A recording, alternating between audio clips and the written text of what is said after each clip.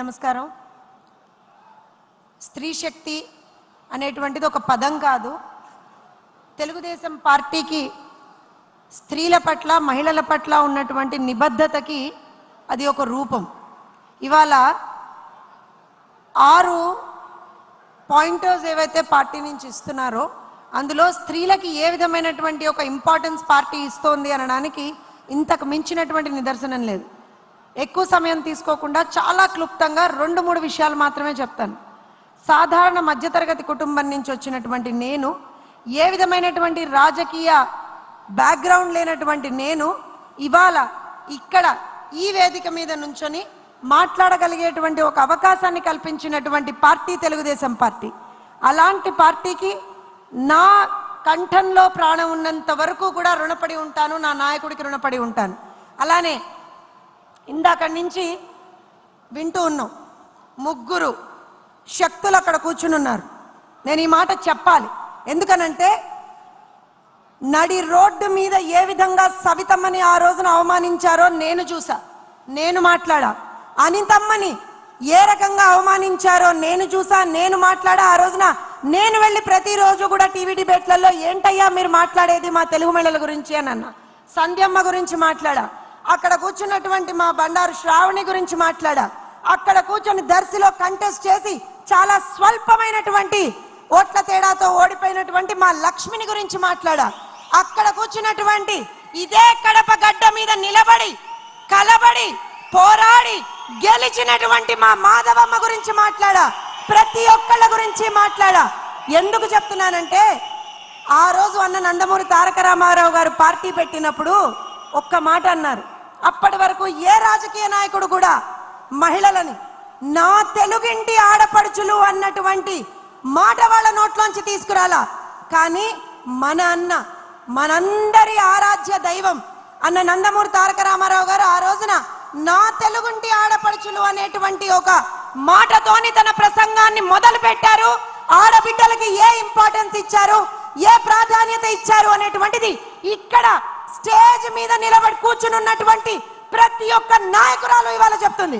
అలానే స్టేజి ముందర కూర్చున్నటువంటి ఒక చిన్న మాట చెప్తా. మీలో ఎంతమందికి తను తెలుసో తెలియదో నాకు తెలియదు, కానీ దుర్గా అని ఒక కార్యకర్త ఉంటుంది. ఎక్కడ ఏ రోజున ఏ విధమైనటువంటి ఒక కార్యక్రమం జరిగినా, ఒక మీటింగ్ జరిగినా తన స్కూటర్ వేసుకొని బాబు గారి నాయకత్వం వర్ధిల్లాలి, తెలుగుదేశం పార్టీ వర్ధిల్లాలని చెప్పి ఎంత దూరమైనా సరే తన స్కూటర్ మీద నడుపుకుంటూ వస్తుంది. అలాంటి కార్యకర్తలు, మహిళలు వెన్నుదన్నుగా ఉన్నటువంటి పార్టీ. ఎందుకనంటే ఈ పార్టీ పుట్టింది మహిళా సాధికారత కోసం. ఇవాళ చాలా పార్టీలు మాట్లాడతాయి స్త్రీ శక్తి గురించి, చాలా పార్టీలు మాట్లాడతాయి విమెన్ ఎంపవర్మెంట్ గురించి, కానీ మనస వాచ కర్మణ దాన్ని చేసి చూపించినటువంటి పార్టీ తెలుగుదేశం పార్టీ. ఇవాళ దాన్ని ఇక్కడ మీ సమక్షంలో ఇక్కడ ఉన్నటువంటి ప్రతి ఒక్క మహిళా నాయకురాలు ఒక నిదర్శనంగా ఇక్కడ కూర్చున్నారు. ఒక్క మాట చెప్తానండి, ఈ ఒక్క మాట చెప్పి ముగిస్తాను, ఎందుకంటే పెద్దలు చాలా మంది చాలా విషయాలు మాట్లాడారు. ఆ రోజు అన్న నందమూరి తారక రామారావు గారు స్త్రీ శక్తికి ఒక పునాది వేశారు. ఆ పునాది వేసిన దాన్ని ఒక బ్రహ్మాండమైనటువంటి నిర్మాణంగా చేసి ఇవాల్టి రోజున భవిష్యత్తు కోసం ముందరికి తీసుకెళ్తున్నటువంటి పార్టీ తెలుగుదేశం పార్టీ, తీసుకెళ్తున్నటువంటి నాయకుడు నారా చంద్రబాబు నాయుడు గారు ఇవాళ మహిళల్ని ముందంజలో పెట్టి పార్టీని ముందరికి నడిపించాలి అనేటువంటి ఒక ఆలోచనతో అవకాశాలు కల్పిస్తున్నటువంటి నాయకుడు నారా లోకేష్ గారు. ఒక మాట, మనందరి మాట, మహిళలు ఎప్పుడూ కూడా తెలుగుదేశం పార్టీతో ఉన్నారు. మహిళల విద్య అయినా, మహిళా వైద్యం అయినా, మహిళలకు సంబంధించినటువంటి రాజకీయ అభివృద్ధి అయినా, మహిళలకు సంబంధించినటువంటి ఏ విధమైనటువంటి సాధికారత అయినా చేసి చూపించినటువంటి పార్టీ తెలుగుదేశం పార్టీ. రాబోయే రోజుల్లో కూడా చేయగలిగేటువంటి పార్టీ తెలుగుదేశం పార్టీ మాత్రమే. ఇక్కడ ఒక చిన్న విన్నపం జాతీయ పార్టీ అధ్యక్షుల వారికి. సార్, ఏ విధమైనటువంటి ఒక బ్రహ్మాండమైనటువంటి అవకాశాలు మహిళలు ఆ రోజున ఉమ్మడి ఆంధ్రప్రదేశ్లో తెలుగుదేశం పార్టీ ద్వారా పొందగలిగారో అలాంటి ఒక అవకాశాన్ని ఇవాళ విభజిత ఆంధ్రప్రదేశ్లో తెలంగాణ ప్రాంతంలో ఖచ్చితంగా కూడా మీరు మరలా అలాంటి అవకాశాలని కల్పించాలని చెప్పి, ఆ అవకాశం కోసం తెలంగాణలో ఉన్నటువంటి ప్రతి ఒక్క తెలుగు మహిళ మనసులో గుండె నిండా తెలుగుదేశం పార్టీ పెట్టుకొని, మనసంతా బాబు గారిని పెట్టుకొని, మనస వాచ కర్మణ పార్టీ కోసం ప్రాణాలు అర్పించడానికి కూడా సిద్ధంగా ఉన్నారు సార్.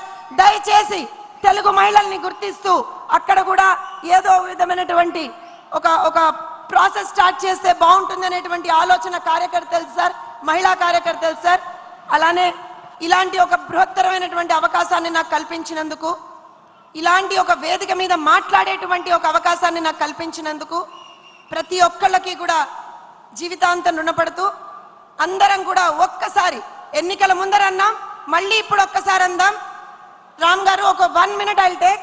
పిడికిలి బిగించి చేయి పైకెత్తి జై తెలుగుదేశం రాలా, జై తెలుగుదేశం, నారా చంద్రబాబు నాయుడు గారి నాయకత్వం, నారా చంద్రబాబు నాయుడు గారి నాయకత్వం.